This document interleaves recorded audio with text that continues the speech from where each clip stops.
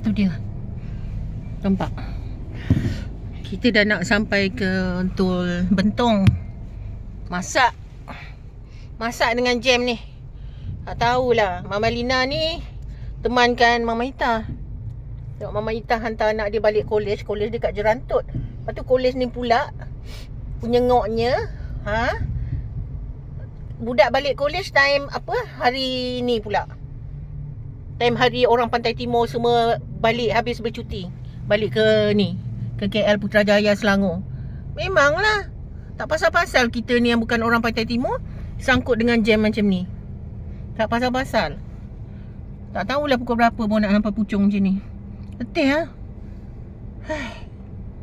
Dengan rasa nak terkencingnya. Nak kencing tak dapat. Nak kencing pun tak dapat. Mesti beratur panjang ni. Aduh, hai. Ya Allah. Rebut-rebut lane ni. Ni nak masuk tol macam ni, berebut-rebut lane.